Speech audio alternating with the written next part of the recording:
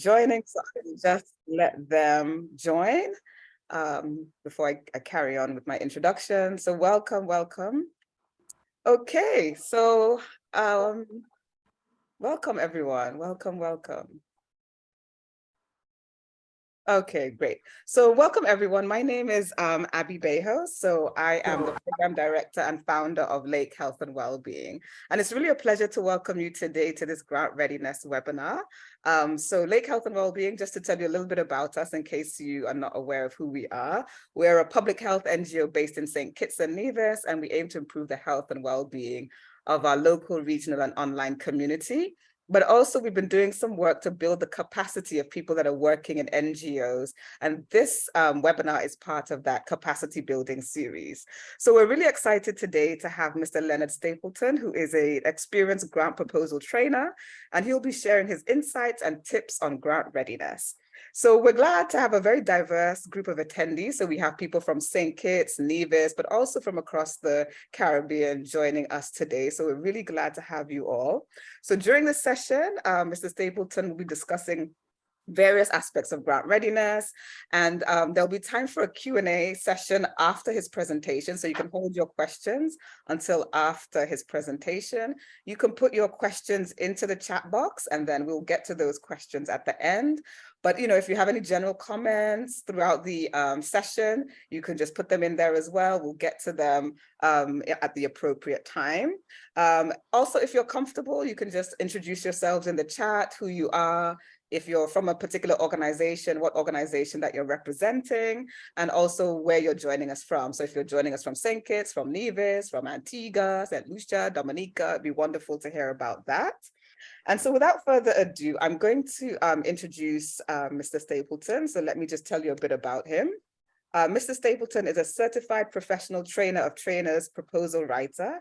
He has trained and assisted several government departments and community groups and NGOs in proposal writing.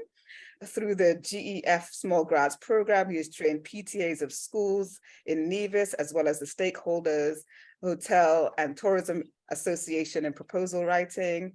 He's written proposals and successfully attained funding for the St. Christopher National Trust to help in historic sites, restoration, and other heritage work. He is an educator, author, accountant, and heritage and cultural consultant. So without further ado, I am going to hand it right over to Mr. Stapleton so that he can begin his presentation. So over to you, Mr. Stapleton, and thank you so much for. Well, thank you very much. Welcome, everybody. I want to get straight into it, and I want to let you know it's going to be a bit intense. Being an educator, I try to be as generous as possible with the information. And so just a little thing, I'm going to share all the information I present here today so that you can go through it again. Just to let you know that I was trained by the Right Source Incorporated. So some of the material here come from them. So you're going to get this free, and anybody, you're free to share it with anybody. Just don't sell it to anybody. You're free to share with thousands of people if you want to.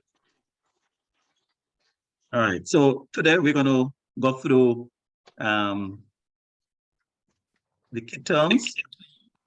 We're also going to look at how ready you are. So we're going to look at certain considerations, and that would help you to reflect on your organization and your capacity to see whether or not you're ready to take on proposing for grants.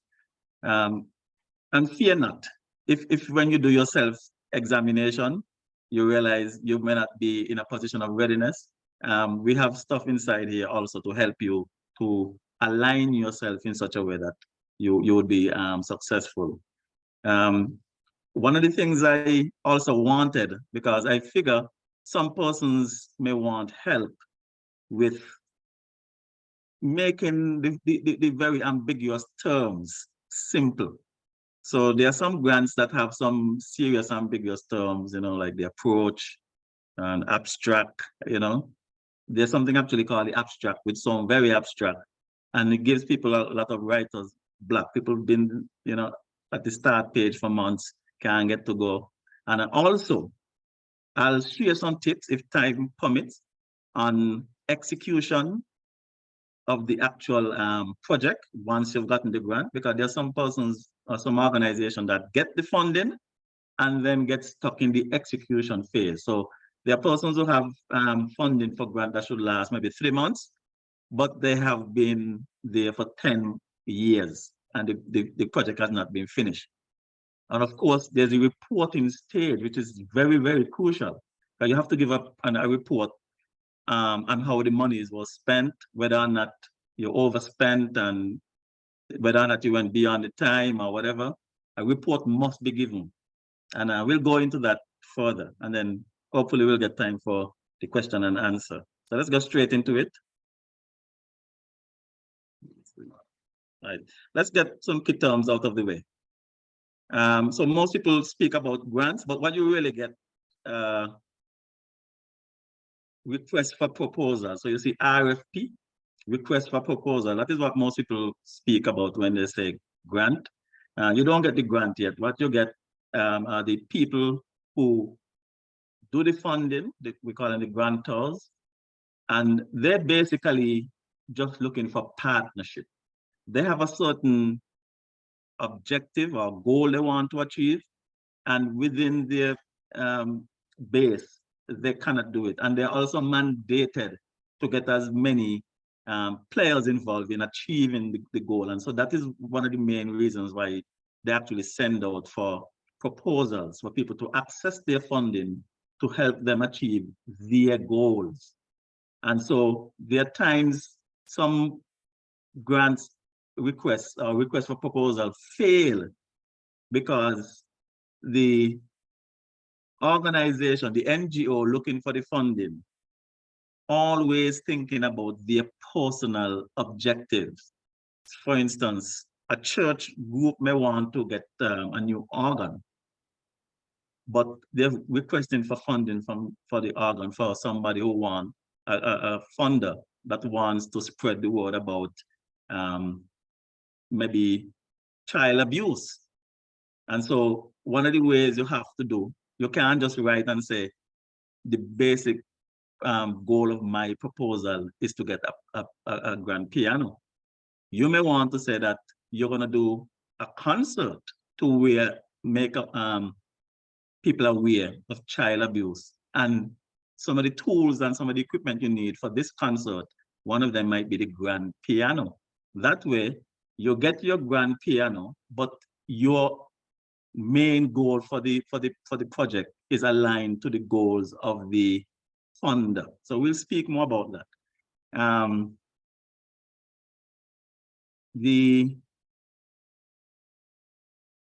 There are times when they request information, and so they send out an RFI. So they just want some background information on your organization. And one of the things about being grant ready is to have basic information about your organization at hand. If you've ever developed a website or a Facebook page, some of these are the things you put in the about page. If not, you may want to get started with that so that at any time you could send basic information about your organization, your location, what you do, experience, the staff, you know, the makeup, your mission statement, and so forth. All those things should be at hand and updated, because there have been times when people send in information about their organization and the funder is trying to call them, and lo and behold, the phone number have not been updated, or the person who's the president is no longer with the organization. So from time to time, you have to update the information.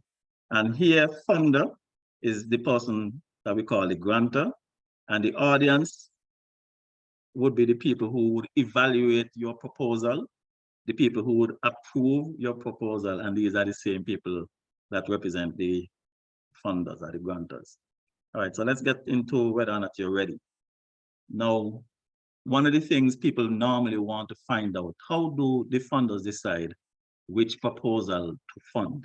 Now, there are a lot of things that go in, a lot of dynamics that go into their decision. But at the root of it, they're looking to see whether or not your project is suitable.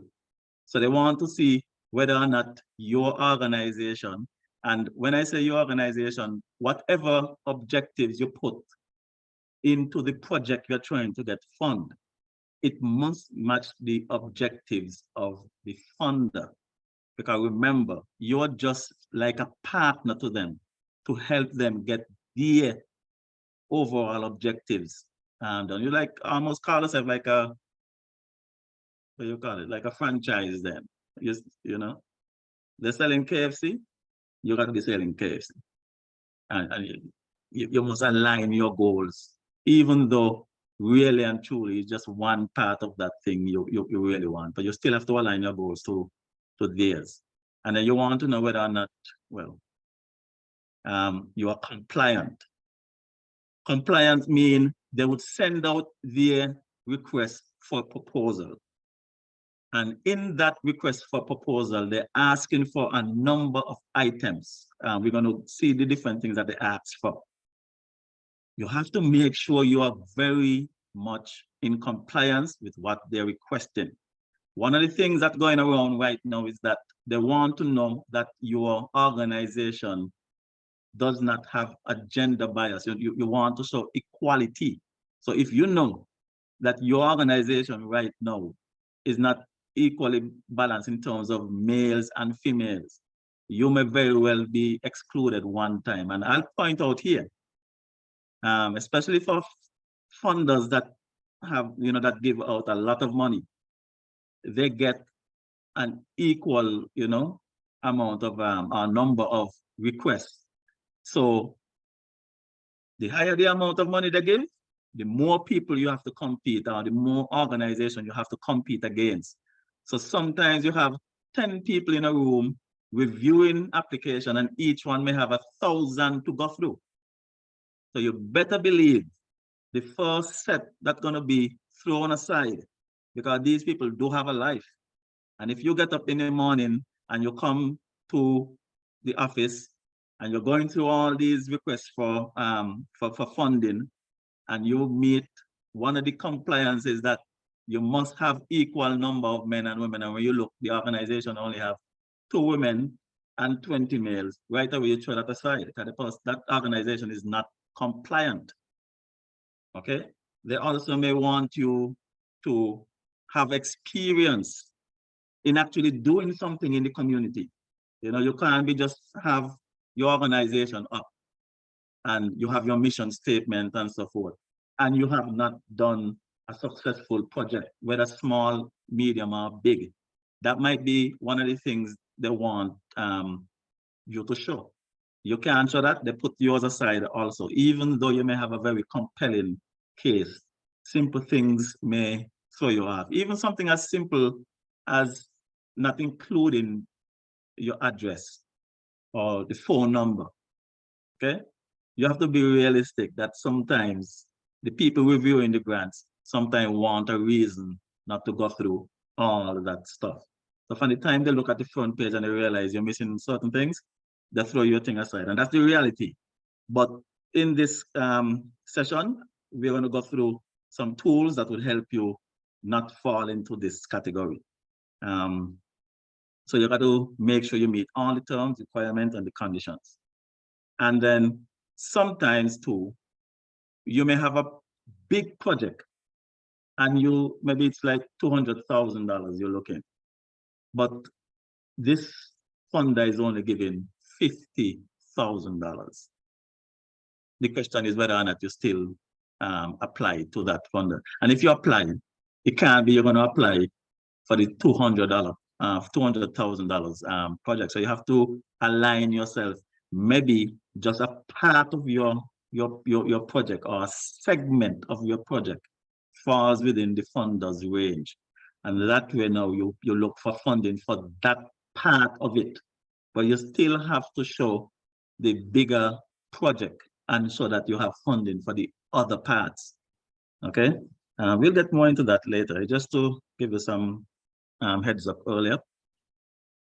So when you're getting ready to propose, one of the things you have to do is to research the funders. You may be surprised that the world is very small now, it's a very small village, that you may have a connection to somebody in the organization once you reach out to them, or something that you may have in common with them. Anything that you do, you try to look for these similarities, and that way you can click. The reason why you want to research your funders, you want to find out things that they prefer, things that they like, and what they want. It's easier when they're telling you, because not everything a person can put in the request for proposal. All right, so sometimes you have to speak to somebody so that they could explain things to you properly. And the best way to do it is to call, make contact, and do it often.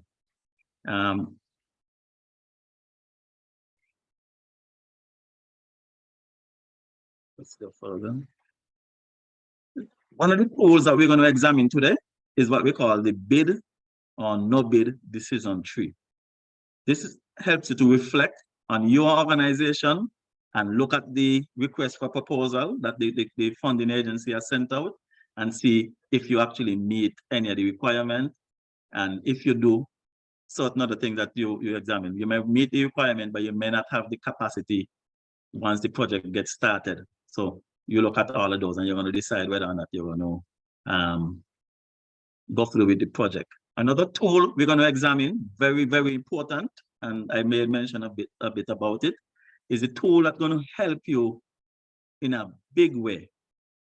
Make sure that you follow all the requirements and you make sure you are compliant with every single thing that they request. All right, so the requirement traceability matrix that allows you to break down the proposal form, and then you put it in a table form and you make sure that you include every single thing. And as you complete each section, you could tick it off. Okay, and you also need to check to see whether or not you're compliant with the different things that they're requesting. And that tool is a very simple table, and it would allow you to make sure you go through. And this is a team effort. And so the different people in the organization, of which you will have to organize yourself, and everybody go through until you get a team and all-inclusive and complete requirement traceability matrix. Then I think this one is very popular, the SWOT analysis. This is where you're going to examine internally your strengths as an organization. It could be that, you have a track record of being very technologically savvy, or you have people who are very competent, you have a very good network, you have experience. All those are strengths. You also have weaknesses. There may be weaknesses. You may have somebody who's very technologically savvy, but the weakness is this person might be unreliable, or the person might be going away soon, or something like that. You may also not have the capacity. Some of the people might need training. These are weaknesses, are things that you look at that are either missing from your organization or need improving. All right? All those are internal, the strength and the weakness. Then when it comes to the O stands for opportunity. The opportunity is external. What's out there in the society? What's out there in terms of government and businesses? What's out there now that create an opportunity? And an opportunity might be very well that there is a strong need for the issue that you're trying to address. There's a strong need in society for it to be solved. It might be teenage pregnancy. It might be water conservation, something in the environment. And all of a sudden it's in the news and people are crying out for help and assistance. And so your organization is going to decide to do a project to address this. And so that's an opportunity. An opportunity might be also that the government looking for help in terms of addressing certain situations and certain issues. And so you keep track of all of those also. They might also relax certain regulations that have been keeping the your agency or your organization from going forward with a certain project. I know right now, a lot of the islands, a lot of the countries in the Caribbean are opening up the marijuana industry. That might have been something that you may want to address. And so the fact that the regulations are being relaxed, that might create an opportunity. So all those are external. You also have threats now. One of the big threats is not maybe really mentioned in a lot of the manuals with the thing, but one of the big threats is competition from people who looking for funding, the same funding like what you're doing. In reality, that's what's going to be one of your biggest threats out there. Okay. Let's say you want to do a project in your community, and you're in a country that's fairly well off. A couple of billionaires come and live in your country. When you look, your GDP and your, what they call that, the per capita income gone skyrocket. And so when people, the funders see that, and they look at another country that's suffering, a place like Haiti or one of those African countries, their case, and if they write for the same grant you're writing for in terms of aid, in terms of maybe feeding hungry children or getting education for certain people, your biggest competition will be those people. And remember, those countries have people in the millions, all right? But even with that, there is a strategy to make your case even more competitive. And one of the things, well, I could tell you right off the bat, and that's to include as many other countries in the region as possible. And that way you get the population up, okay? You may even want to do things that would go out of the region. So you have a multi-region approach.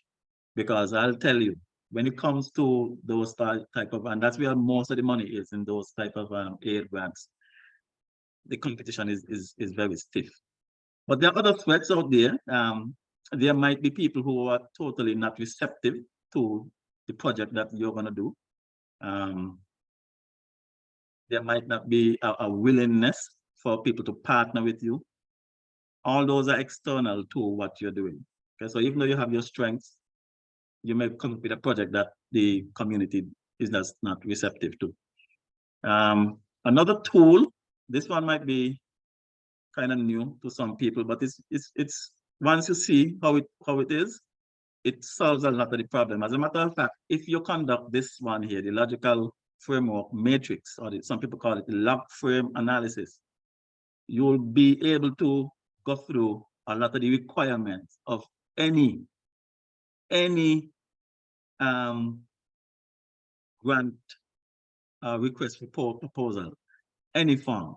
It would help you organize and plan and even put in ways in which you're going to evaluate all of your activities. So we come to that also. Then you want to create an outline. There are times when a request for proposal comes and the form does not have a proposal. It just tells you to write.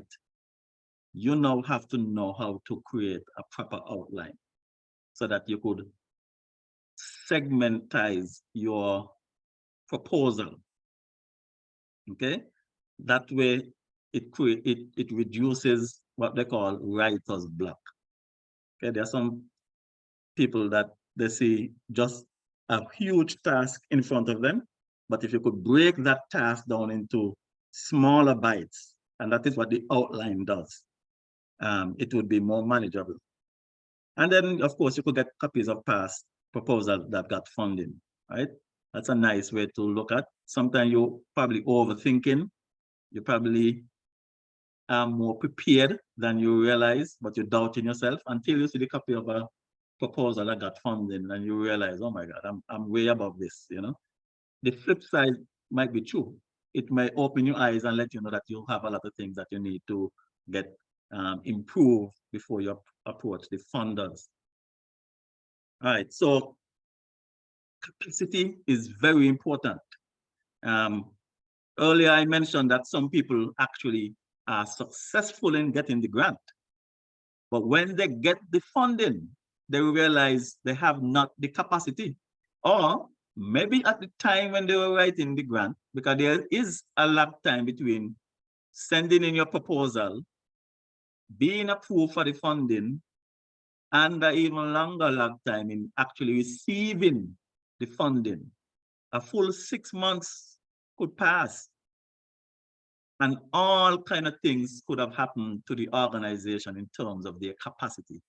In short, the capacity of your NGO at the time of writing the grant could change dramatically by the time you get the funds.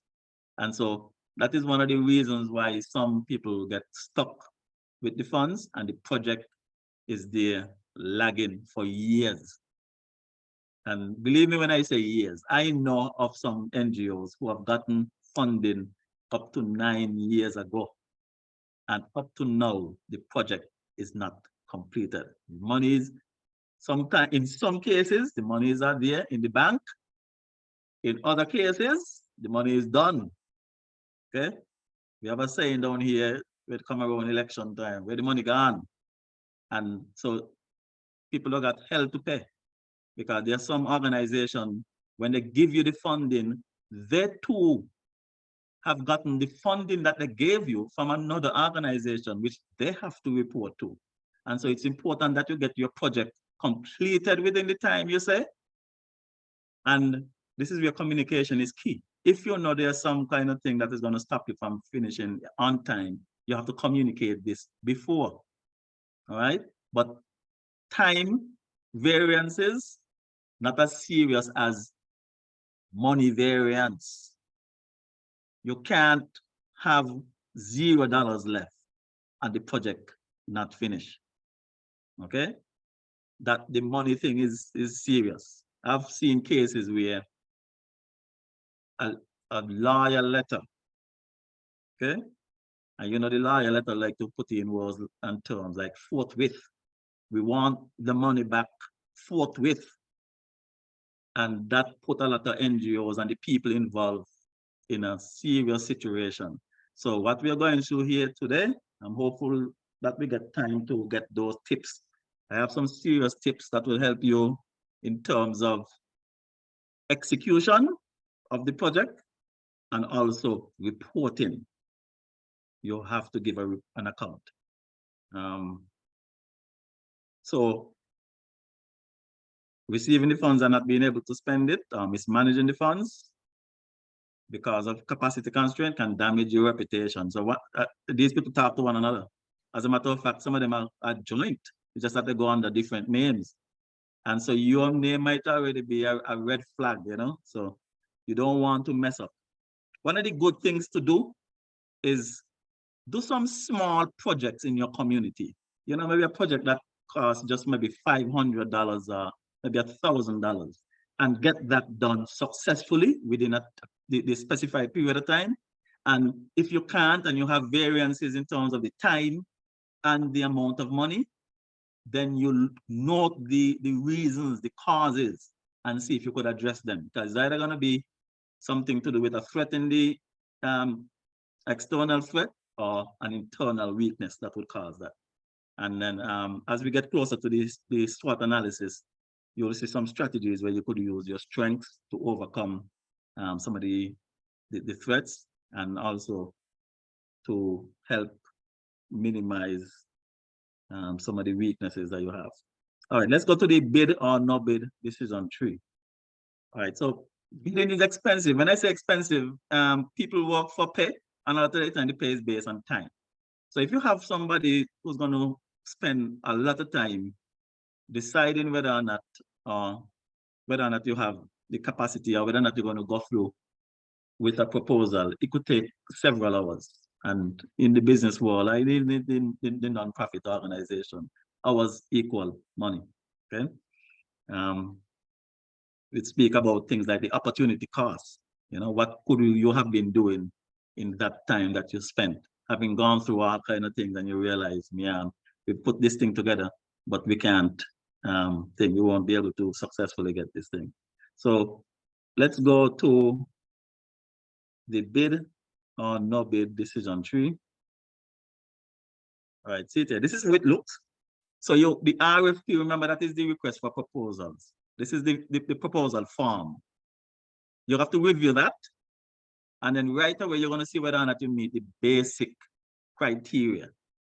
Now, one of the things you can do to see which agencies are giving funding is just basically do a search. So your issue or your project may be centered around education. You could just type in and see, just type in one section, education, put your location, the Caribbean, and put grant funding. And then you'll be able to see the organization, the stream organization will come up. One of the things, the reason for putting in the field of location is because a lot of the times, based on where you are located or which country your NGO is in, you may not be able to access funding that NGOs like yours are enjoying in other territories, right? So some of these organizations, your country have to be like a state party. Your country must be a member.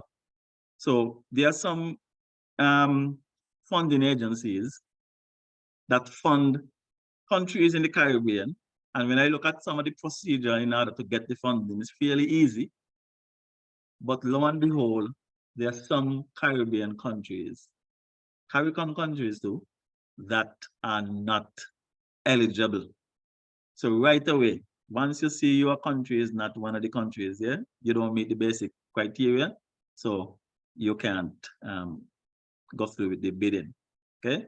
However, there are other things that they may ask for that you don't have. For instance, they may ask for you to be registered. You must be a registered NGO. And by the way, this should be a basic thing. Once you start, you should be, registered. Now, if you're not registered, then you get yourself registered, and then you'll be in line with one of their criteria. They may also, and I said this before, they're getting more and more into the gender equality. If you know you don't have an equal number of females there, then you have to make sure that you arrange your organization so that females are well represented. They even go as far as tell you that it must be at least 50-50. Okay? I don't think they have a problem if you have less men. So somebody might have to look into that. But I know there's always a problem when you have less women. I've never seen anybody got turned back because there are 5 men and 20 females. But if it's 20 males and 5 females, there's some organization that don't accept that. I think that gender equality is on one of the sustainable goals that everybody trying to reach. Let's go look at the funding also. Is the funding adequate for the project that you're doing? Okay, so you may have an announcement on the radio. There's a deadline 2 months away. Request for proposals. You fill out the form, and we're giving you $10,000. But your project requires 20. Okay, so it is saying, well, the funding is inadequate. But again, you could address this aspect here and get multiple people to multiple agencies to fund. Another thing you can do is maybe 50%, which is $10,000 of the $20,000 that you request. You may want to see how much of that you could get in kind. In kind means you don't have to pay for it. Okay? For instance, you may want to do a water storage, harvesting and storage project for a school or a church, and also a solar electricity project. Costs $20,000, $10,000 for the equipment, $10,000 for the labor. You may very well have in your networking, or maybe in approaching certain agencies, the ability to get at least the labor part of it free. Okay? That amount that you get free, you would put it down in the dollar amount. So that would be $10,000, and you'll put in kind. And then that amount that you have to shell out the cash for, which is the material, you put that down under cash. The two of them would add up to the 20,000, and you can get through like that. So a lot of the funders also go a step further and demand that you get a portion of the thing. I've seen up to 50% in kind. So this is where you now have to, especially in the case of materials that you have to import, one of the good ways to get the in kind is to see if you could get duty free, or at least a percentage of the duty off. Or if you have to buy the material and equipment locally, try to get a discount. You know, you try to get as much help or some other group to help donate or something, but you try to get that thing down so that you could actually request the funding if at first you realize that funding might be inadequate. Okay, then you have compliance. You have to be 100% compliant. You go through the different requirements that they're looking for, and you're going to see whether or not you're 100% compliant. If you realize in some cases it will be very difficult for you to become compliant, then you cannot bid. Okay, maybe the deadline is the end of the month. Then asking that you have to have, let's say you need to have maybe a computerized system in place, or you need to have this sort of technician in your team, or the basic thing like what I'm preaching all afternoon, gender equality, but you know fully well that you need to have an AGM in order to bring on more females, and you're not going to meet the deadline, you're not compliant, you cannot bid. All right, so it's worth going through that bid, no bid decision tree. And there's a template here that you could do your own, because it could be other issues that come up beside it, but most of them will fall within these general things that would stop you. All right, so the requirement traceability matrix. This is the one that helps you to make sure that you go through the grant proposal, the form with a fine-tooth comb, and you put down each thing that they're asking for in your table. You put your page numbers, and you make sure you have everything. Okay, you have, because compliance and traceability. Traceability comes when you put the page number, so you could make sure on page 1 of this proposal form, they're asking for the CV, the resume of each person. Bam, we tick that off in our table, we have it. On page 2, they want the contact numbers. Do we have it? Bam. They want the mission statement. And if you know you don't have a mission statement, try and put one together, because they're asking for this. It's not that they're going to stop you. There are some of them lenient enough that say if you don't have it, it's okay. You have to follow the guidelines. Okay, we're going to look at some of the things that come in most of the grant forms. Look at the page count. Sometimes that, you know, remember I told you that there are times when the people reviewing these completed proposal forms, and sometimes each reviewer got 1,000 of them in front of him. By the time the man flick through and realize you're going over the page count, and there's a reason for it, and that's the reason, because they have many. So sometimes they tell you have to simplify what you're saying, get to the point quick, so that you do not go over. Sometimes they tell you need to get this done in a half a page. If you're gonna put 3 and 4 pages because you want to sound fancy and you feel like if you don't embellish it with these set of words, it's not going to come over.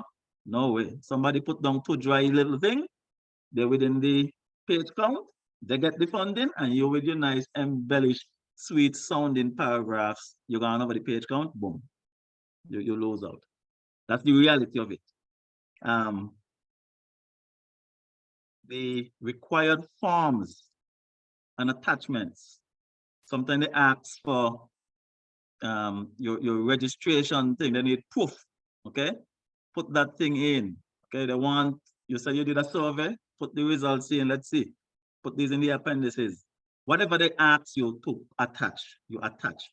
Make sure you have this in the table also as one of the things you need to get. And you have people assigned. Okay, this is not a one-man show. You may have one man overseeing everything, checking on everybody, but this is a team effort. Now, this is where teamwork is important, and you shouldn't be rusty with teamwork in an NGO. A successful NGO should have a good track record of at least teamwork. Then your numbering system. So there are two sets of numbers I usually recommend, and they don't have to sync really. They don't, number 4 on the page number 4 in the proposal form might have the approach or the budget, but because of the assigned number of pages that you have to write the things previously, and your actual proposal, one that you're going to send, it might be on page 10. So for the traceability matrix, and maybe I should go through it a bit when I read the table. All right, so make sure you have all of these things here. The required number of copies and so forth. Sometimes they want 2 copies, 3 copies. The due date, delivery, and the signatures that are important, because there are people who have to sign off on your proposal form. So the person in your group who probably do the most work and putting the proposal together might not be the authorized person to sign off. All right. So these are some of the guidelines here. When you go through the average proposal form, you're going to see deadlines. You're going to see what they spell out to be eligible NGOs or applicants. They're going to have the page count limits because they're considerate of the people who are going to review. Okay? And they're trying to save you too. That sometimes the page count could give you an indication of how much information they want. Okay? The goals and the priorities. If the people them say they're giving funding because their goal is to reduce coastal erosion, and you want a set of let's say computers, you can't go right to the people and say, I want funding for computers. You may write to them and say, you're going to engage in an education exercise that would help people become aware and perhaps become willing to change their habits of coastal pollution and erosion and so forth. And that way, one of the things you need to do to get this done is to have computer and paraphernalia and different things. That way, your goal align with their goal and you get the computer. All along is computer you want, but you cannot write that this project is to get computers, right? I like to stress that every time I say goals, I want to stress that goals must align. Your project goals got to align with the goals of the funder. They're going to have the evaluation criteria, page count limits, the timelines, and important, they usually put down people who you could contact. And the submission requirement, you know, must be tight, this font, this size, the budgets, the range for the amount of funding they're going to give, different things. So these are things that you have to put down and make sure you adhere to them. All right. So I think I said this already. All team members got to go through, identify all the requirements. It doesn't matter how trivial. Sometimes it's a trivial thing make you lose out. Okay, like the phone number. You know your phone number so good, you don't remember to put it in. The people trying to contact you, they contact everybody except you, and you probably got the best written proposal, but you don't have your phone number. Okay, so all the other weak proposal they get through, and you ain't get through because they cannot contact you. Simple as that. So you have to really be thorough. You create the table. We're gonna get to the table now. This is how the table look. Very simple. And you could add different things to it, but it's just to make sure you go through the requirement. You could do this in Word easy. One column, you have the requirement from the proposal form.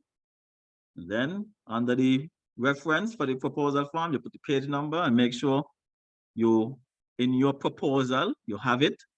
So you tick off accordingly and you make sure that you check for compliance and you make sure that you can trace each requirement.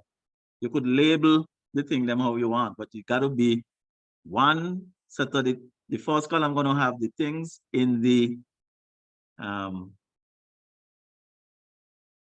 proposal form that they want you to put in your proposal when you're doing it, and how they think, and you're going to put that down on the page that you found it. So that would be the RFP, or the request for proposal reference. And then on the page that you address it, when you write in, you put that. Sometimes the two of them are the same numbers, sometimes they are not. Okay, for instance, as I said, the abstract, they want the abstract to be written, that might be on page 4 in the proposal form, but when you finish writing out or typing out, you realize it falls on page 10. Okay, and so you could do your cross-referencing, but the aim is to make sure you have everything that the people ask for. The SWOT analysis, I think I went through a lot of that earlier. These are questions you have to ask yourself in terms of your strength. What are the things that you have in your organization? Could be, and this is what in terms of capacity and experience. Now, you may not have all the personnel in your organization, but you have networking. You have a strong network, a strong presence in the community, that when you start a project, people are accustomed to come and help you. Okay, you may have plumbers out there, electricians, computer savvy people, accountants, lawyers, all of these people, that's your network. That's part of your strength. You may have already done small, simple projects, maybe not in the range that you're seeking funding for, but you have the experience of starting a project, doing something in the community, and actually completing it. All those things you do. And if you have not been taking proper record of the different projects you do in the community, now is the time to do it, so that you have evidence that you could put to show that you have experience in doing things. As a matter of fact, I've come across grant proposal that is telling you that if you have not done anything in the community, do not apply. One of the requirements is that you have done a project in the community. Okay? One of the reasons is because a lot of people asking for funding and they have no experience in actually doing anything. Maybe they just want the money to buy a couple of things, you know, computers. Computers is one of the #1 things they want. They want electronics. And when you check, they have never done a project, but they write their proposal so proper, align their goals and everything. When you look, they get the funding, and because they have never done a project, the money sits there. Okay, but they buy the computer, you know, but the overall objective is not completed. They get a call a couple of months later. What has happened to the project? Project stall, but money has spent. So you have to examine your strengths, examine also your weaknesses. You have to examine your organization and ask yourself, what are the things in my organization that need improving? Who need training? Do we have the equipment? Do we have any enough money of our own? You know, do we have the proper networking? All right. And then you also look at the environment, the issue that we are trying to solve. Is it really an issue that the community wants solved? Is there buy-in? Okay. And then easier for you is, what are the issues out there that the community asking and begging to be solved? Any issue that need addressing is an opportunity. Look at what businesses are doing. You know, What do they need help accomplishing on the social front or even in their own business? That's an opportunity. Look at the laws that are being changed, regulation relaxed. Those are opportunities also. Then you also have the threats. And as I said, your biggest threat really is competitors. Okay? Your biggest threat, competitors. So you have to use your strengths and the available opportunities to deal with those threats. I'm going to include, I don't want to spend the whole afternoon on this SWOT analysis. I just needed to include it so that people know that there's a thing. But I'm going to include a whole document on this SWOT analysis, as simple as I could have gotten it. All right, so you try to create a timeline in terms of when because this is actually doing the proposal now, okay? So you want to meet the deadline. You want to make sure you're updating, because as I said, when you start to write this proposal and when you finish ready to send it in, things may change. Phone number may change. Somebody might drop out of your organization and that person you have done already. Different things could change. Prices could change, especially prices these days for your budget, right? You start out last week and you budgeted some paint, $100 each. When you look 2 weeks into the writing process, paint gone up to $150. You have to update, okay? And you use the project management system. One of the things I wanted to use is the log frame analysis, and I'll come to that shortly. Look at the proposal requirement and tie it into the timeline. There are some things they may request ahead of time, and make sure you get those things on time. Okay, and then you need to pace yourself. What I don't like, and this is a very bad habit of some government agencies, there are some requests for proposal, some grant that come through the government, and then the government is their job, this agency job within the government is supposed to advertise that the grants are available. And lo and behold, when you do hear on the radio that this grant is available and you realize, I am eligible, my organization is eligible, you know, we're ready for this. When you hear the deadline is next week. And when you look at the amount of work you have to do to apply for this grant, the time is not there. So we may even have to put that as a threat or not. That's external. So that's bad. But what is happening is that there are different mediums the grantors are using to get the information out. And sometimes also they have their own representative station in different countries or in regions to get the information out early. And sometimes you have a lead time of several months. For instance, you have a UNESCO secretariat in most of the countries. You also have the Global Environment Facility, the GEF Fund. They have a regional body, and a lot of the countries have a representative where you could think, and they get the information out quickly. Also, a lot of them have their website. As I said, you could do a search in Google or whatever platform you want to use, and you'll get the information as to the deadline. And sometimes if you miss the deadline, it's okay, because they would show you the next is an annual cycle. So you have another 11 months or whatever to gauge yourself.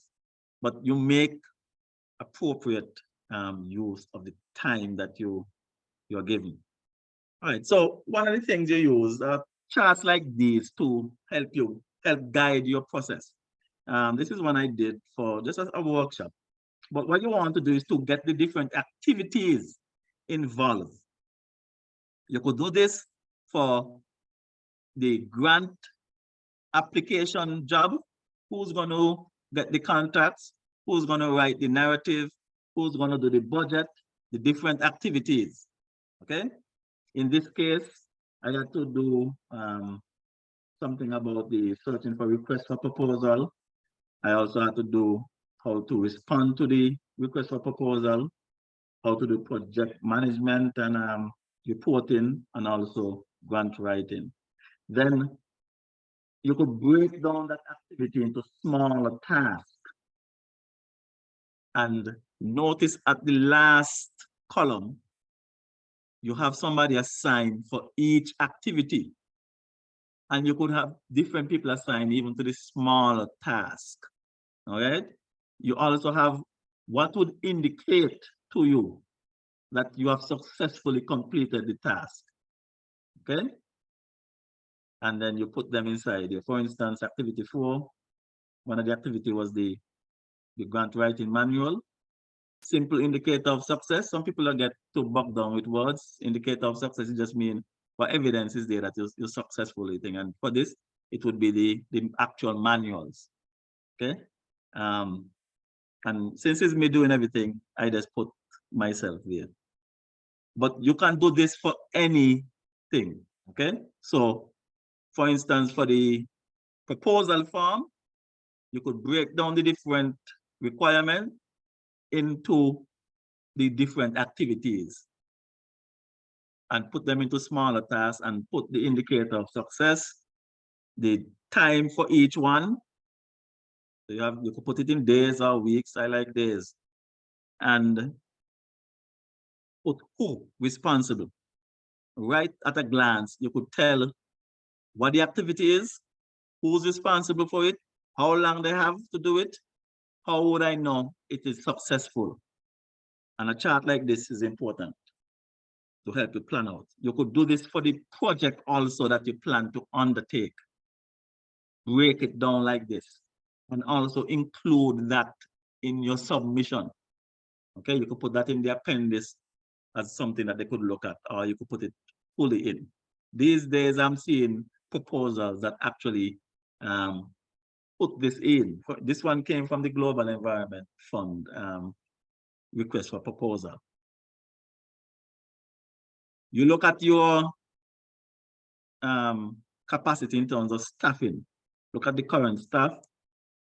Some people have not updated their curriculum vitae. They may have gotten experience that they did not put on the one that they have. They could update it because any new experience, any new training, anything could help to think. Because here now you want to really convince or assure the funder that your team is capable of achieving the objectives and completing the project.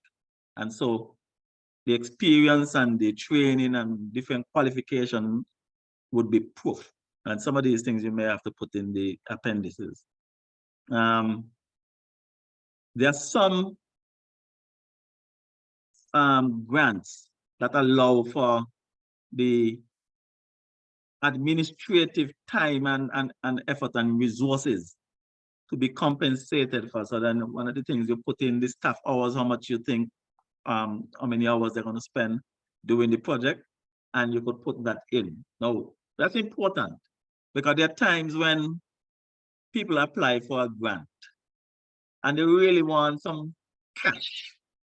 The organization just want $10,000 to do something, you hear? But the funder is asking for different things to be done to achieve the objectives.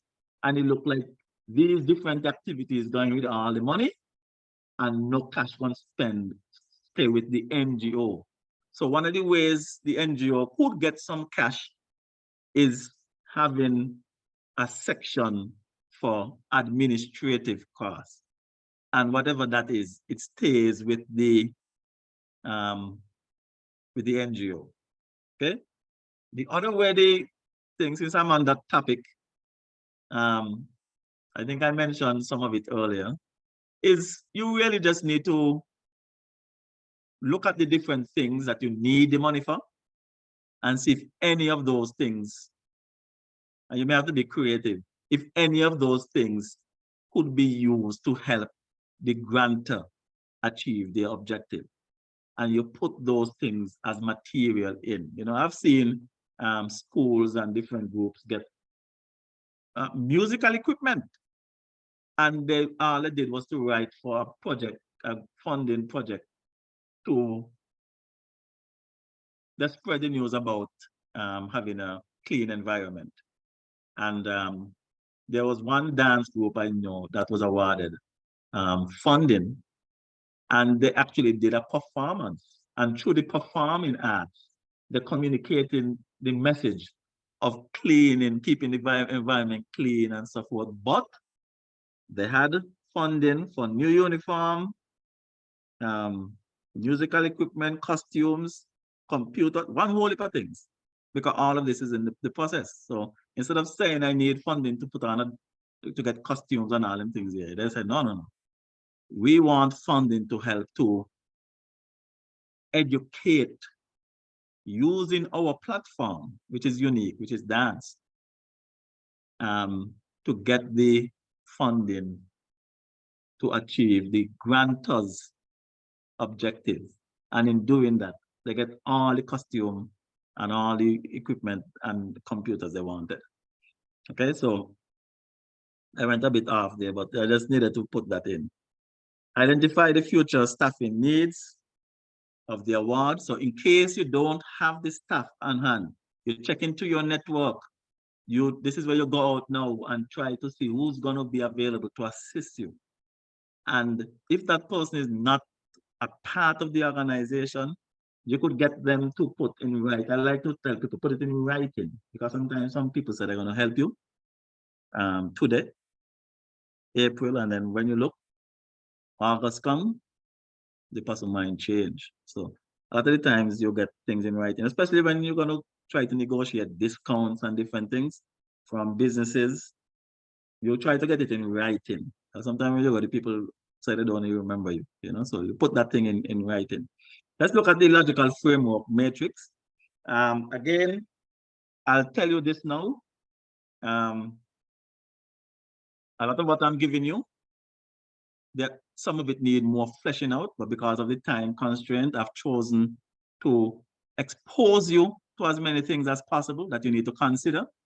But table like this, the log frame analysis, it needs some more time. So I'm proposing that we have a follow-up, and including in that follow-up would be a list of known funding agencies that have been funding NGOs. Some you may know, and of course there will be some that you're not aware of.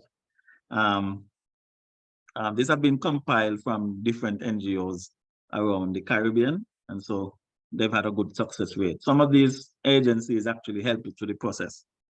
I'll just let you know, those that help you through the process will not be those that give you a lot of money, but they do. The success rate is very high, and you know, every little will count. Also, we may have to, in that follow-up, go through more thoroughly some of these tools here, because this one is very, very helpful. Okay, so one of the things you'll notice is the thing is blocking. Okay, right. So if you look in the first column coming down, you always have to put the overall objective or your goal, and then you break that down into specific objectives. Okay, when you look at the different activities you got to do, you could match the objectives there. Then you look at the expected results. Okay, these are the results that are you expect to happen after you have achieved the objectives. Then you look at activities. There are activities that you have to do in order to get the results, and then this is when you know you start to read from the bottom go up. The activities help you get the results, because you can't get the results unless you do these activities. So you look at the results that you need to have, and for each one, look at the activities necessary to achieve them. Then after you get the results, that is when you're going to get the objectives achieved. Having achieved all the objectives, you come a good way into touching your overall goal. Okay. One of the key words in your overall goal is help. These objectives would help, or your project would help. Okay, because sometimes one project cannot achieve a particular goal. For instance, it could be something that would reduce delinquency among children. It would be very good if your one project could solve it, but the keyword you want to put inside is the goal is to help reduce. And then you look at the different objectives. Then you have indicators. So you're coming across now. The third column there will show you the indicators that you would use to verify. Indicators you use to verify that you are successful here. What are the key indicators related to these objectives? Okay.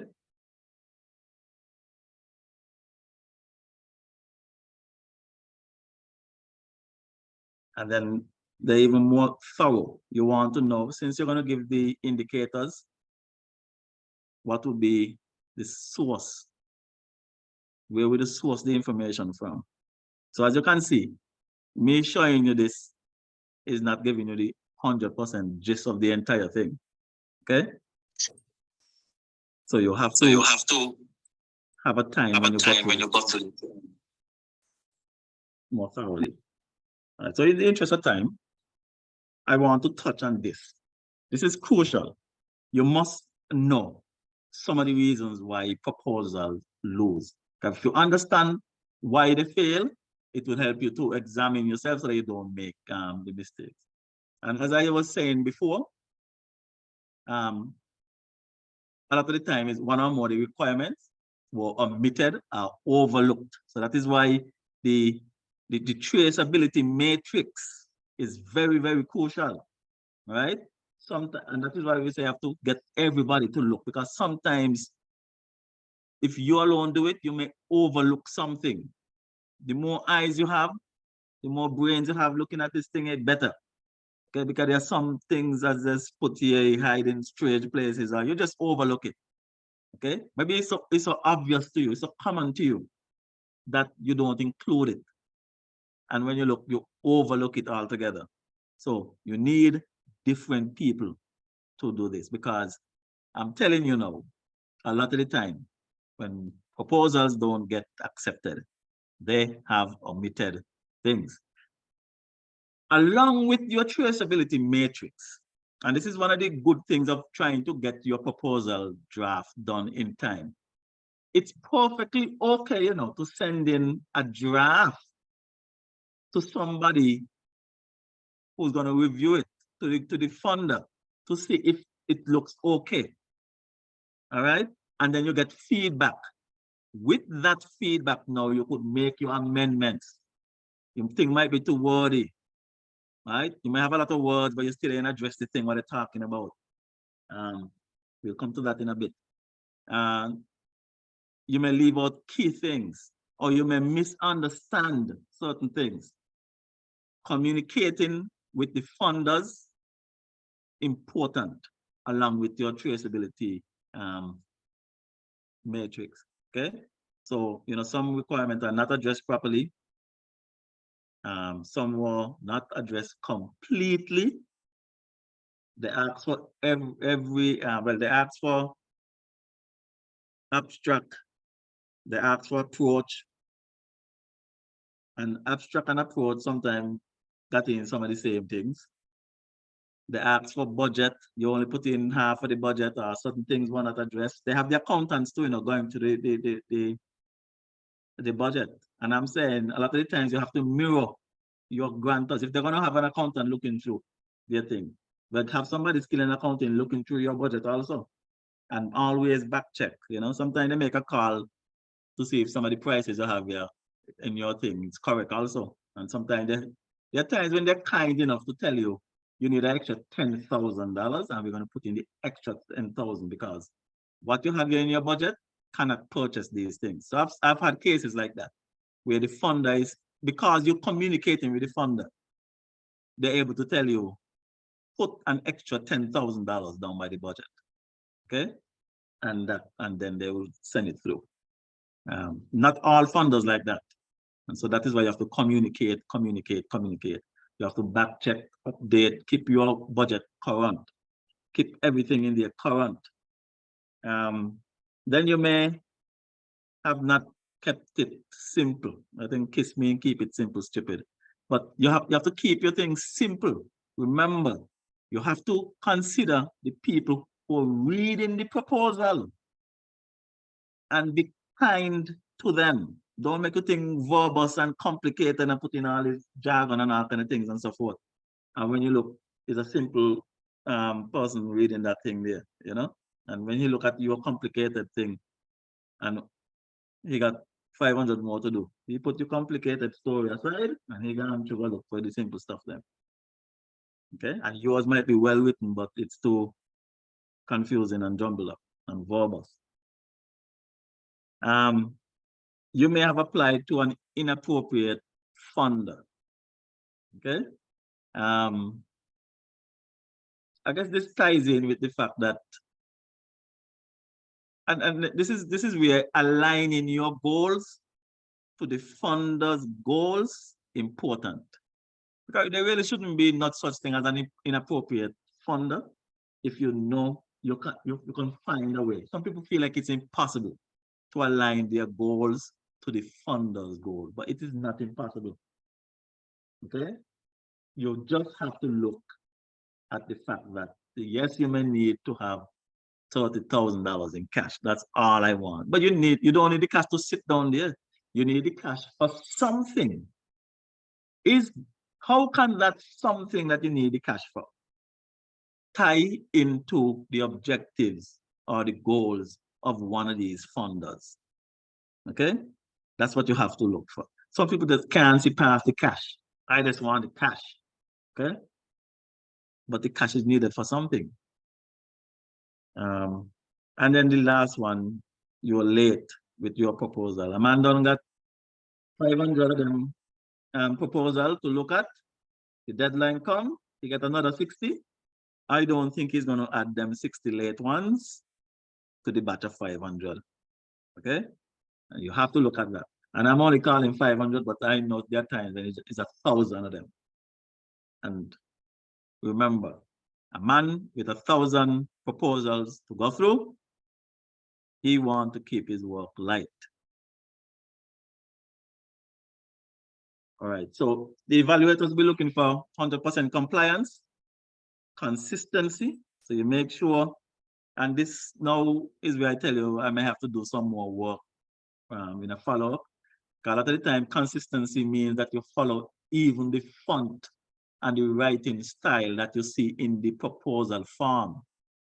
Okay, some of them, they're like that. They want to see consistency, especially when you get into those huge grants. And then you also have to be consistent in your information. You can't have one number up here. So maybe you're cutting and pasting and you forget to take out the old number one place and you look, you put a different number for the agency. You know, consistency like that. And if, as I said, even with the fonts, even with how you capitalize your organization name, or you look, you put some common letters down below. You know, you have to be consistent. Then your thing must be suitable, and this is where you align the goals. Them, are you a suitable partner to help them achieve their goals? When they look at your goals, does it align to their goal? Look at your experience and qualification. As I said, if you realize you don't have the experience, get some. Get your network with people with the experience. Start now to do simple projects. It don't have to be the big $10,000 project or the $100,000 project. Do some projects, achievable ones, so you could have that experience of saying, I did these projects and I addressed these issues in whatever small way. Okay, and you did it successfully. Then the qualifications. Make sure your members upgrade their CV. Your mission statements and so forth. Have all of that. the viable funding and financial sources. Also included in this thing here, your in-kind, that is where you're getting. Get on paper the duty-free that the government promised you, the discount that the department store promised you, the free labor that the technician promised you, the help that the people in the communities that are going to give. Put them things on paper, update, keep checking these people, okay? Have backups and all. These are things that go wrong. Make sure that I remember I said one of the threats is that maybe the community that you're doing the project in, they don't want this thing. So make sure the community is appropriate.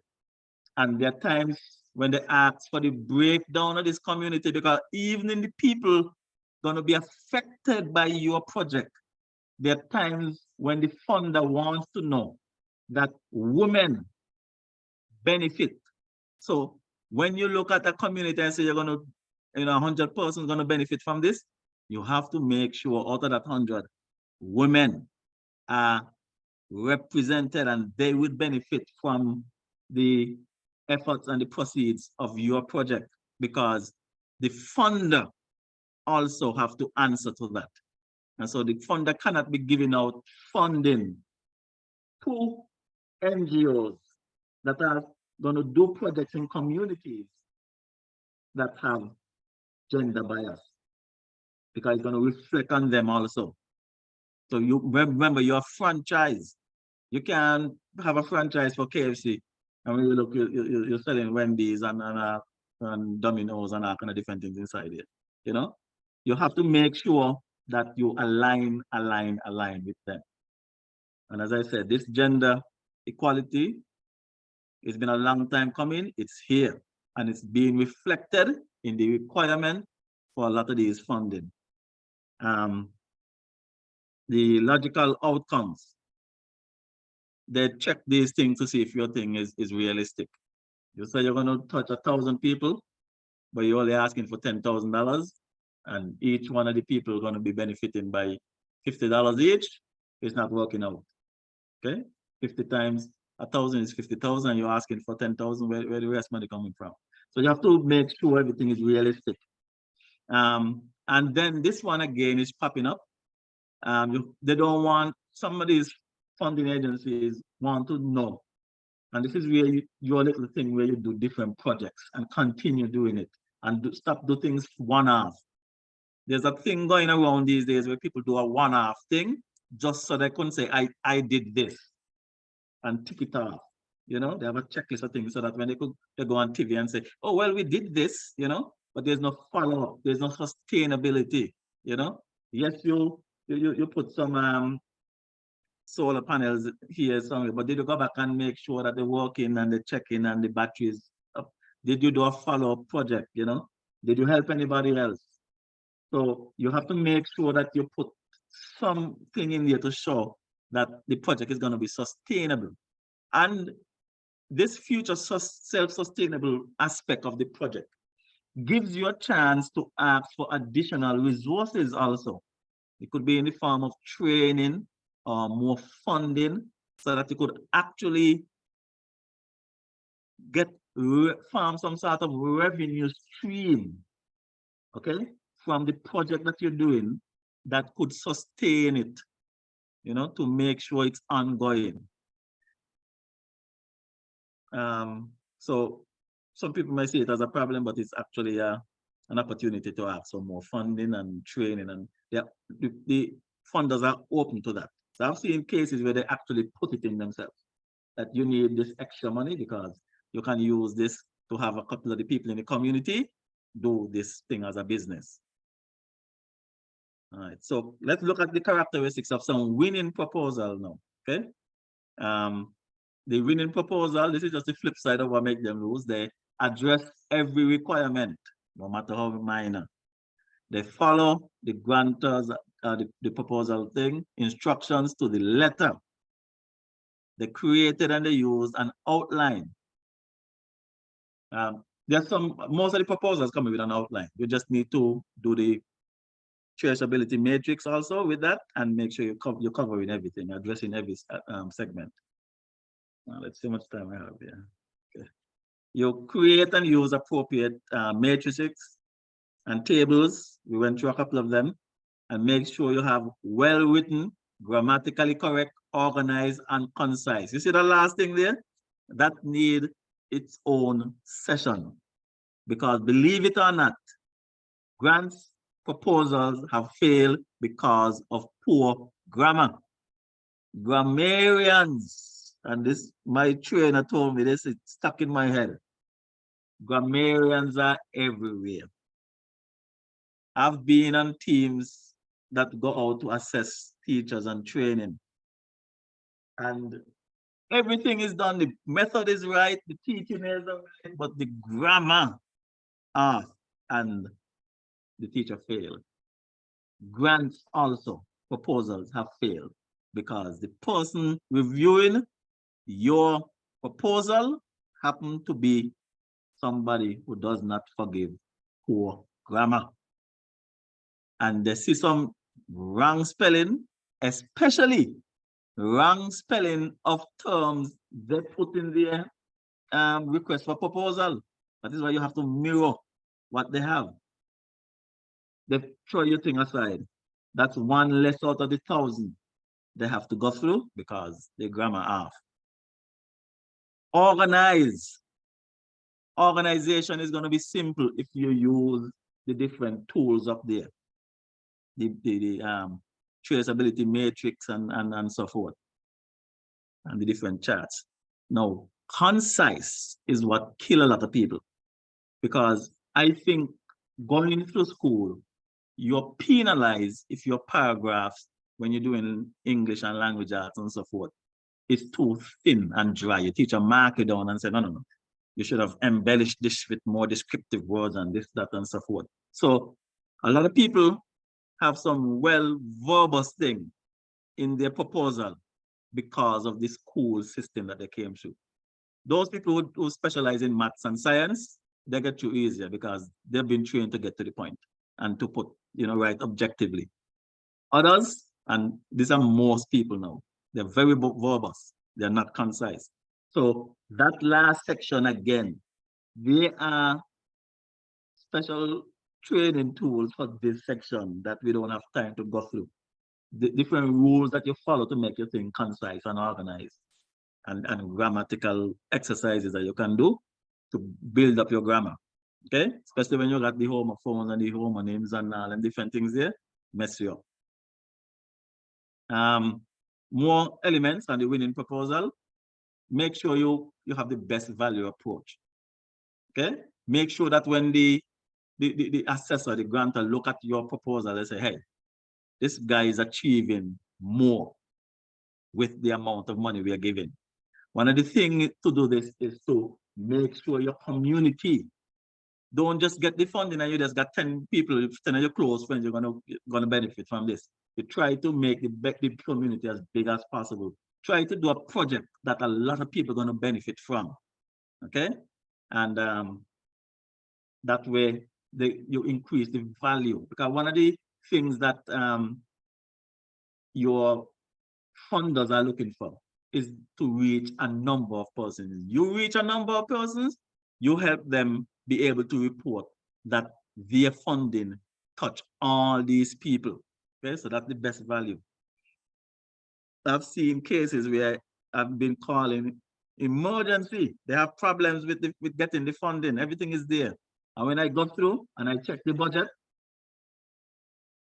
half of the money is to fly in some persons to spend time in hotel and do this and do that. And when you look, those 10 persons ain't even necessary, but they're gone with half of the money. And so it's a simple thing. Take that thing, just bring in one, take the rest of the money and put it into the work that the community will be benefiting from. Put it into doing more things with the historical site, getting more children off the street. Don't be spending the money on all these fancy things. And the crucial element that would meet the funders' goal is not addressed.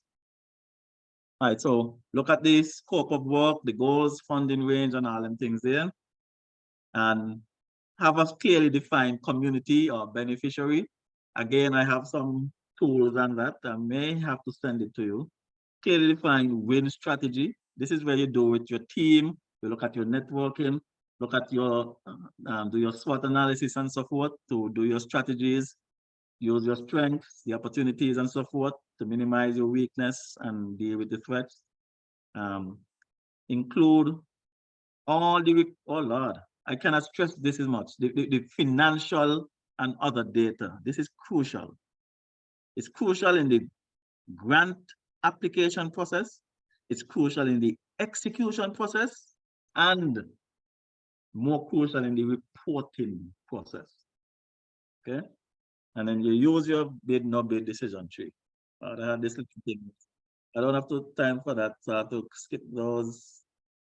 All right. So if you have done poorly, maybe your organization sent through and you fail, do a postmortem and look for winning and losing proposals, study them, see in the winning proposal things that you did not do, in the losing proposal mistakes that they made that you probably made, and then get and study copies of those proposals, get familiar with your funder and speak to them so that the next time around you get in through. All right, so I want to go through some of these things here. You're going to get these things, but there's something I need to touch before the time is up. Okay, all this is you're getting to know the funder.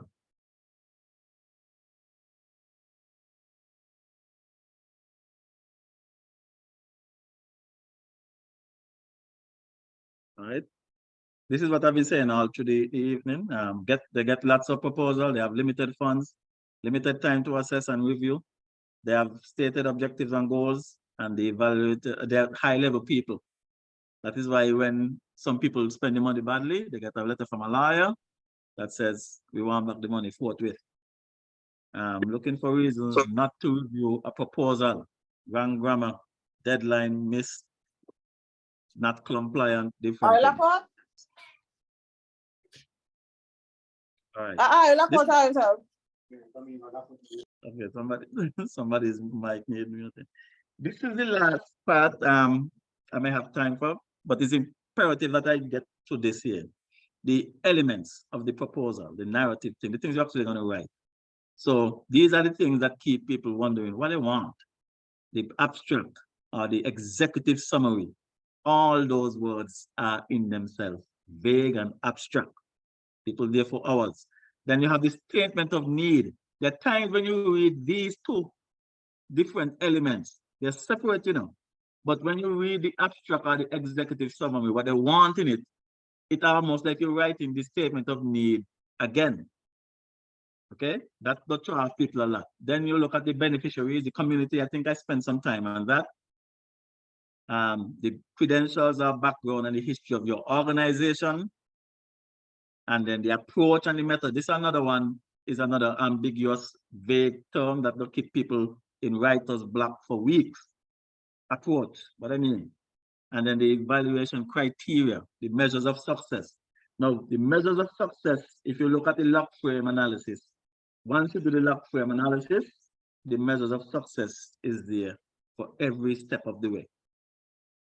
And the project timeline and schedule, one of the charts, the Gantt chart I showed you up front, when I put who was responsible for what, the deadline and the activities and so forth, that deal with that there, okay? And the project budget, that again need a little follow-up assessment, but I'll go now with the vague terms. So what you want to do is to get to the point quickly. This is one of the exercises in terms of getting concise, and then use, get to the point quickly. Even if they say a full page, it doesn't mean that you have to use up the full page. Because remember, you want to be considerate of the person reviewing. The person might got 1,000 of them. They would be very, very pleased if you could get to your point quickly. You're one of them that they would hold to the chest and say, this is what I want to go through. This guy is making it easy for me. He's making the point in the first sentence. So you want to sometimes use a story to liven up your proposal. Man, don't read all like 300 boring things. And here now you have an interesting story of something in the community that is unique and helping you to make a point why you need the funding and why it's important that that agency send the money to your organization to get it. A nice little story, you know. Help the grantor to see your project as a solution. Remember, you are like a franchise. They're into selling chicken, you're helping them sell as much chicken as they can. So they're into solving the problem of plastic, you know, the thing use of plastic, you want to help them reduce that also. Be honest, you have your weaknesses, don't gloss over it, but you can show them the different strategies you have to help mitigate your weaknesses, okay? The opportunities and the strengths that would help mitigate your weaknesses. You don't have to hide them. Be honest. If you're honest with that, you're giving them a kind of indication that you're going to be honest with them with their money too. People get frightened when everything just perfect. And when you give them the money, the perfect on paper, they get the money, the imperfect. Define your project's outcomes. All right, so let's go straight here. This is the one I want to get to. This is one. Right. So the executive summary, just to help you to address this, answer these questions, and then put them together. So the first thing you do when you're writing the objective of executive summary or the abstract or the project summary is to put what it is you want to accomplish. You could state it in the form of a problem also. There's a problem or there's an issue, put that in, okay? You want to build shade houses because one of the problem is you have people using too much fertilizer, too much pesticides and all those things. You want to reduce that. That's the problem. What you want to accomplish? The building of this thing and the reduction of the use of what do you call it? The fertilizer and the pesticides. Why is the project important? Sticking along the line with this thing is, you know, you have your little cases that in the newspaper or stories to show people trying to eat healthy. You buy your thyme, your herbs and so forth. And when you look, they're drenched in pesticides, okay? A shade house or greenhouse will reduce that. It reduces the poison people getting, people dying from cancer, even though they're eating healthy. That's just one project, you know, one scenario. But you put why it's important. You answer these questions. And who will benefit? This is where you define the community. Who's going to benefit from this? You know, the farmers are going to benefit, and the people who eat these vegetables and fruits and so forth. You put those in. You may even get statistics from the health department of people who think, and people from the agriculture department who say, you know, they put out the campaigns that we need to reduce these. You put all that in. How does the proposal relate to the RFP? This is where you want to show, hey, the funder, they're trying to reduce the use of all these chemicals. My project is also in my community with these people to help reduce the use of those chemicals, whatever the issue is. Make sure you align. That is how you see how important it is to align, because you have to explain it even in the executive summary. How is the agency or the organization qualified to undertake this project? If you did the background research and updated the CV, look at all your contacts in your contact list for your networking and so forth, you'll be able to tell them here that you have people qualified. This is the evidence that they're qualified. This is the CV, look in the appendix. These are the people that normally work with our organization and they are qualified. Also, we have done these little projects in the community, and this is what each person did, and we were able to successfully do it. All them things there would answer that. How will the benefits and the results be measured? Again, you go back to the log frame analysis. You have inside there how every single activity or every outcome would be measured and the indicators for success. You pull from that. How will the project become self-sustained and complete? Remember, I touched the self-sustaining part and the completed part. Remember, they don't fund forever. So you want to put in it. You welcome the chance to put in some extra just for that part there. And a lot of the time, one of the best way to do it is to make your project an opportunity for somebody to continue. You're into providing those water tanks and the spouting for water harvesting and storage.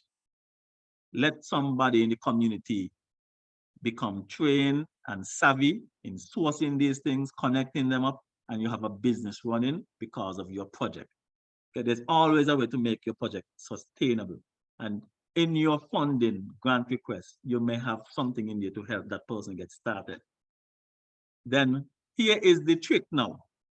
Why this get a lot of people in writer's block is that ideally, this section should be done last.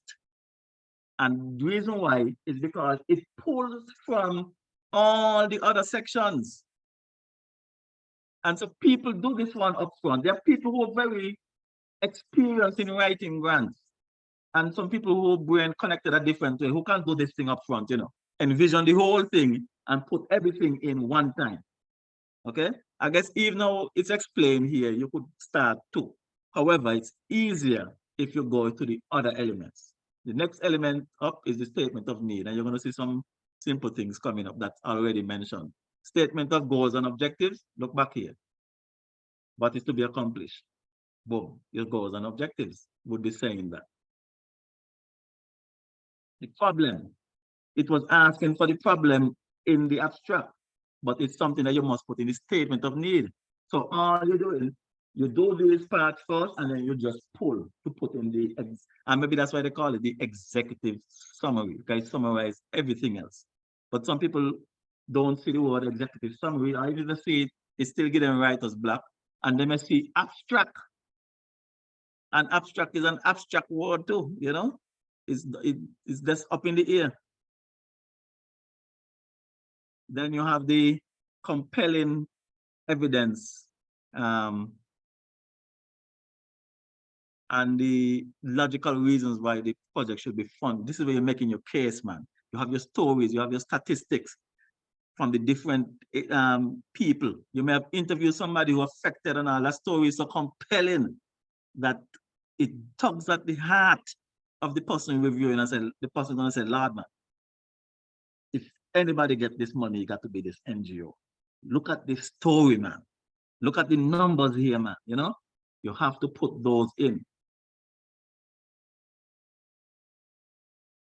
And then you include the community, the target population. This is where you could spread it out. It don't even have to be just your village. It don't just have to be your church. It don't just have to be even your island. You could make it multi-island or even regional.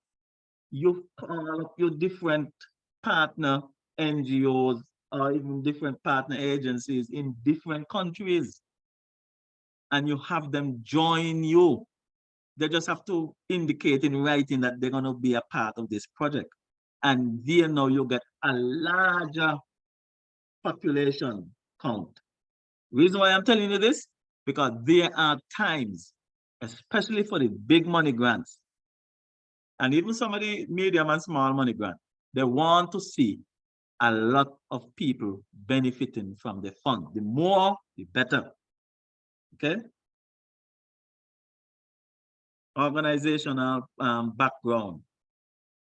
The reason why, and you see, I just said this over there, why everybody you think capable of providing a solution or executing the project. I use that term willfully because you want to be able to show you have what it takes to execute a project. That is why I'm suggesting, if you have not done so, do some projects in your community. They don't have to be big. Put your budget and everything, do it exactly like how I'm having you done it. Here, do up all the tools, assign people, get partners, get discounts, get the in-kind and everything. Document, so that you have evidence. Now, when you're ready to approach a funder to say, hey, We as an NGO, we have been doing these things in the country. Our people have tried and tested, you know. Don't just go with the toe long hand and you have never done anything. I've seen people being rejected for trying to get funding to do like a backyard garden. And then the funder asks, well, have they done any planting anywhere? They plant anything yet? And they get rejected, you know. So sometimes, and it's the truth. I mean, I don't agree with it, but the funder is the one with the money. So you sometimes have to show and demonstrate that you have done something. And not that the only time you're going to do something is when somebody gives you some money like that, you know. Highlight opportunity for the organization to contribute to the solution or improve through assistance and partnership with the funder. Okay, so you want to put your thing over like as if you're in line with what they want to achieve. So you're speaking as if you're a partner, even if you leave out the word partner.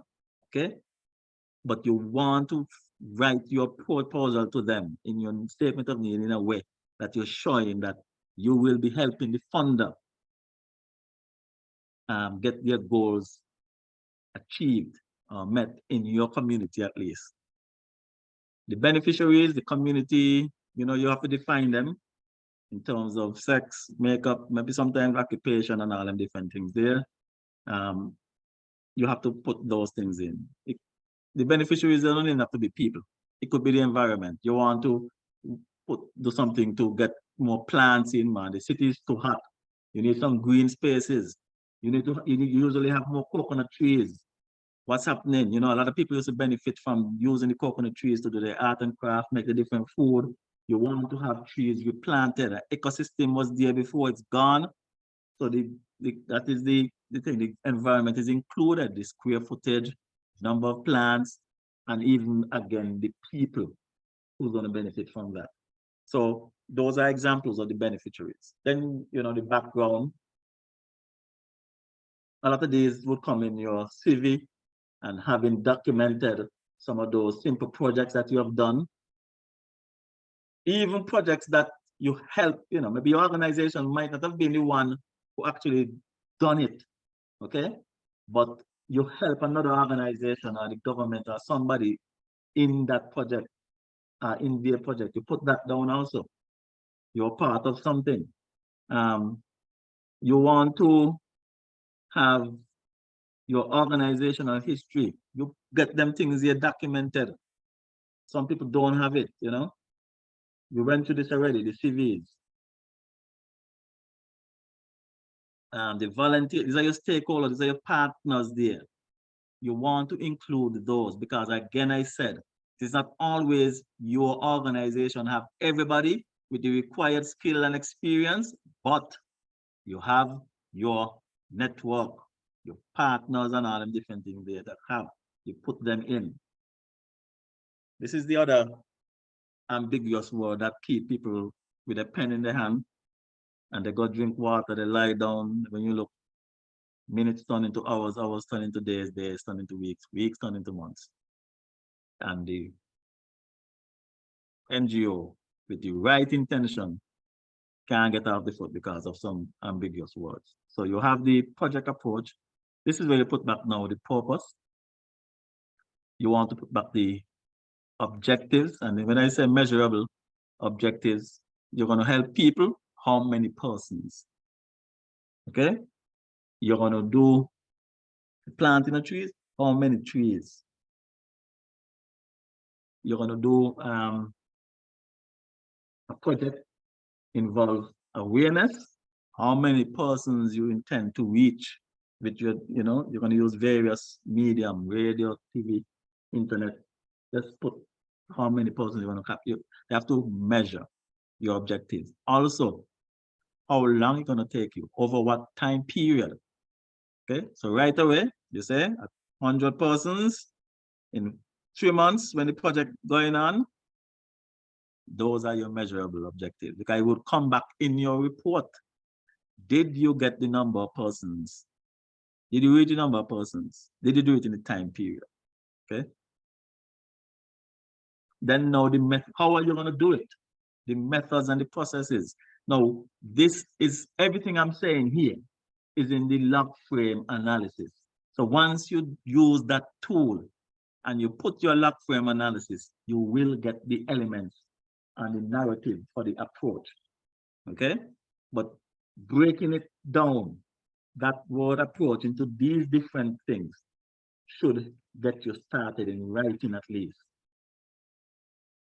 The processes and the methods, and so these are the activities, and so you're going to do the activities that you're going to do to achieve the objectives. Okay, when you look at the activities, it gives you an idea of the scope of work. One of your objectives, get the children aware about gun violence. The other objective, have them engage in maybe a musical recital or something. This might be a group that needs some instrument. So part of the thing is the thing. So you have activities that surround each one of those objectives. When you look at all the activities and the time in which you got to do it, you get a better idea of your scope of work. And the outcomes, all these are in the log frame analysis. Okay? And then you have the activities there. Now, as you can see, the activities and your methods and so forth, they're tied together. Then, you remember that chart I showed you where you had a person assigned to each activity or group of persons, or the activities broken down into sub-activities? This is where you pull this information from. So the tools that we discussed up front would help you, not just to reflect on whether or not you're able to do the project, help you to organize the project. It helps you also in writing the narrative to some of these ambiguous terms here. So you have the description of the personnel function and roles. And then now, again, I think the Gantt chart that I showed you up front, it has a timeline. You could put it in days, weeks, months, based on the duration of your overall project. You break those different tasks into the time period. Okay, and when you could see things graphically, it saves a lot, because a picture says 1,000 words. Okay, you start and end, there's the milestones, different things that you should have achieved. This is when you're going to have the concert. But before the concert, you have to sell tickets. You have to get the place rented, organize transportation, organize refreshment, all those different things. But the milestone is the concert. The outcomes and by date. Okay. After that concert, the message should have reached at least 400 people. The outcome is getting 400 people away. How you're going to indicate success? Count the number of people that came. Okay, or you could have a feedback form or something like, you could just take a picture on all of the people, all those things. You have the consultant, the different people who's going to participate.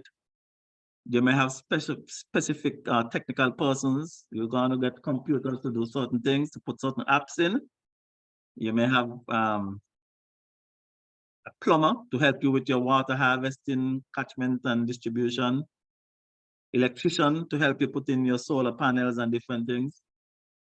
You have those people in with the time they said they're going to do it. This is where you communicate with them to get an idea of how long this work going to take.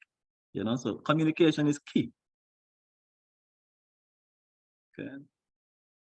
Mr. Stapleton, I am so sorry to interrupt. Yeah, we're gonna stop time there. is against us.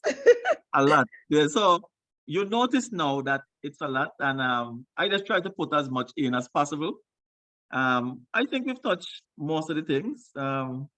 Yeah, good.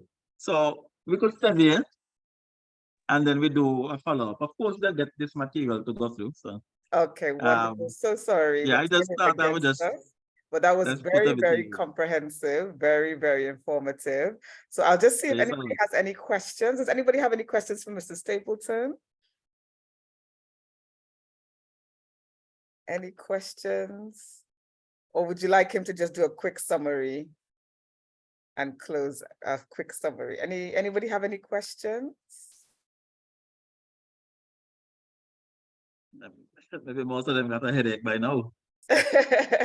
So somebody said a follow-up is definitely needed. So we should definitely do a follow-up. Yes, it needs a follow-up because Yes. it's a lot, you know. Yes. But I mean, do you want to? So we have a few questions coming in. There was a first question where somebody was asking if you're okay to share your slides. So maybe we can email it to everyone.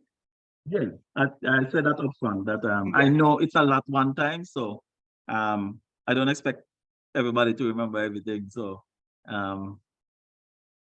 they're gonna get the Okay. slides. Okay, wonderful. Someone asked if you offer consultations. Yeah, I do. They'll have to. You can share my number and email and support with them, Okay. and I could arrange because it does take sometimes that one-on-one to go through with groups. But the Okay. reality is, you know, groups need help. Definitely. We can agree with that. So does anybody have any other questions? And so that someone's just saying they're looking forward to receiving the presentation. It was a very good presentation. So I don't know if you would like to just do like a summary. Sorry, I had to cut you off. I do apologize. That time was really I know I went over the against time. us. I was waiting for you to come in. And what I say, well, she's not saying anything. Let me go. So if you want to do like a just so everyone's saying great, thank you. It was very informative. So we're getting all those feedback. Thank you, everyone. So if you want to maybe just give people 3 key points that you want them to leave with, and then we'll also try and do a follow-up as well. So any 3 key points, and if anybody has any questions whilst you're doing the 3 key points, they can put their questions in the chat. Points would be to make sure that you are compliant, make sure that you complete everything, you know, you could trace all the different things, the requirement that they ask for. Also, you want to make sure the goals of your project align with the goals of the funder. It's crucial.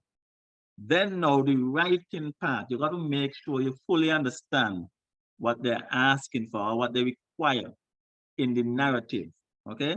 And so that is why I broke down, because not every funder breaks down what they mean when they say they want their statement of need or their executive summary or the approach and so forth, you know?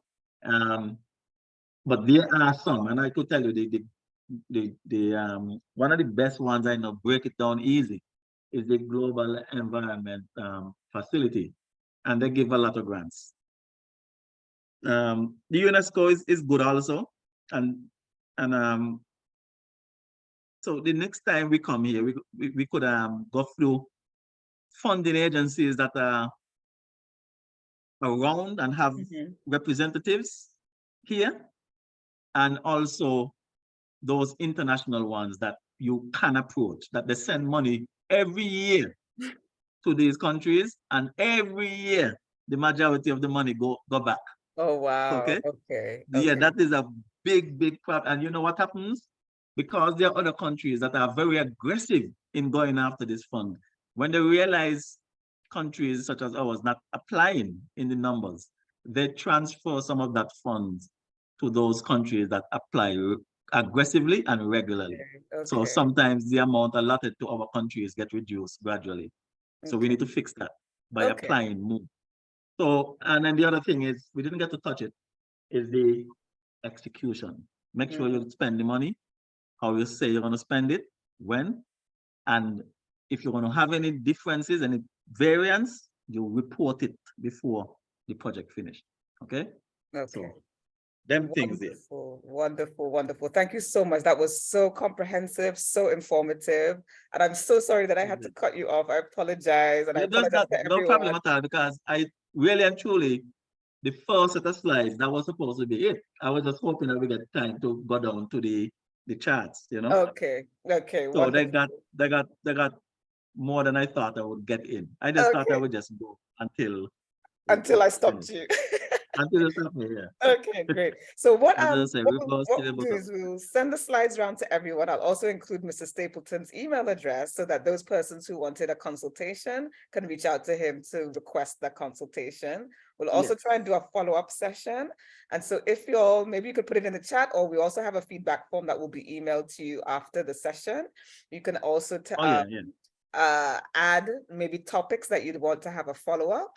So if there's specific topics, maybe that we'll just focus on something very specific, maybe next Yeah. time, and then we And can. also have them send possible projects they want to Okay, undertake or issues they want to have projects done. So I could get an idea, you know? okay. So send any projects that you're working on where you're looking to get funding. You can send those in as well, and then as we maybe do some follow-up sessions, then it can be a bit more tailored to person's needs. Then I could Um, slow down as well. and So close everything. yes. No, but it was really, really good. So thank you so much. And also thank you everyone for staying with us. Thank you so much. I don't know if there are any last minute questions. If there are, feel free to put it in the chat. If not, then we'll close out in like 2 minutes. So I'll just give people a chance if they have any last minute comments or suggestions, and then we'll put it in the chat, and then we'll close out in a couple of minutes. But again, thank you so much. I know funding is a major, major issue for NGOs. A lot of us don't have enough funding to do the work that we want to Yeah, do. it's true. So this is really useful, and we just hope that this will lead to some action and people will be able to be successful with their grant applications. So thank you, thank you, thank you. All right, so no more questions. So we will close out for the night. So just to say thank you again to Mr. Stapleton for all the time he took to prepare the presentation. That must have taken a lot of time. And thank you for delivering the presentation. Very clear, very comprehensive. It's a lot of information, which is It's really a lot, but useful. it's important to do It all the is. hard work up It is. front so that when you now go forward, it's easier. Because you could pull from all these resources to clarify things, you know. Yeah, And exactly. again, as I say, you share my number, I'll, I'm available. Wonderful. We'll do that. So thank you. So that is it for tonight. So thank you, everyone. Have a good evening. So yes, I will send, so someone's sending their email address. So we'll send the information to that email address, Michelle, no problem. Somebody's saying thank you, very informative. Other people are saying much appreciated and thank you. So wonderful. So thank you, everyone.